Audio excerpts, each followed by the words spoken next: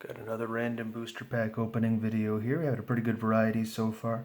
3 Dagobah, but yeah, it looks like at least half the field's already been represented. A lot of the rarer boosters haven't happened yet. Endor hasn't happened, Theed, and Reflections too, but since there's only a 1% chance of those, that sort of makes sense.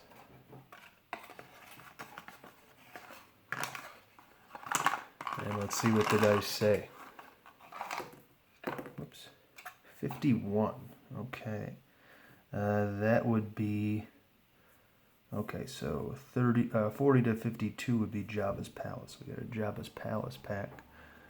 Got one up here. Remember these selling for 99 cents at Meijer grocery stores. Even back then it wasn't the most desirable set, and they're usually the cheapest packs left today to get.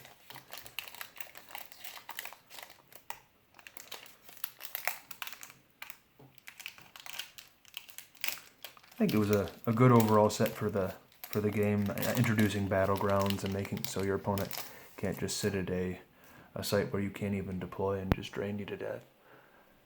But in terms of playable rares, there was a lot left to be desired. I do like these blasters. They're free and they make somebody forfeit -2, and they got a high destiny.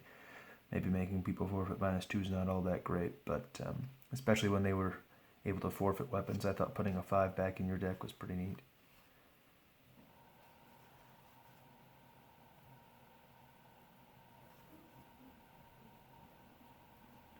This is a neat card. I guess I didn't really notice it until I started playing Jabba's Palace Sealed, but being able to deploy 1 alien to the reserve deck, from the reserve deck to the audience chamber, is pretty good, and I hadn't really done that very often before then.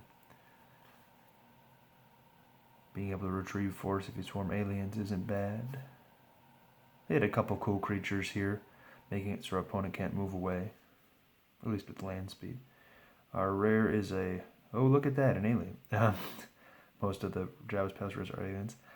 I think this is Cathaba. Okay, so it's pretty interesting text. This power is 1 plus the ability of the opponent's highest ability character present. So, not tremendously useful, but at the same time, it's kind of a cool mechanic. And, you know, they do mention that in his lore up here, he rises to the challenges he faces. So, plays up to the level of his opponent, I guess, as they've been saying a lot in some football stuff that I've been listening to lately. But yeah, if you're playing against a Jedi Master, he's power 8. He's still going to get skewered by that Jedi Master, but power 8 isn't bad. And it's definitely an interesting text at the very least. So that's a Jabba's Palace booster for you. Some interesting cards. Not a whole lot that's super playable, but definitely added quite a few things to the game that I think were good in the long run. Battlegrounds and you know, being able to find the non-unique aliens. I mean, I don't know how good for the game rep decks have been, but it is fun to do something other than just main characters. So I think that was probably overall positive. Alright, so Jabba's Palace with an interesting, if not amazing, rare. And hope you enjoyed that video and that you tune in for subsequent ones.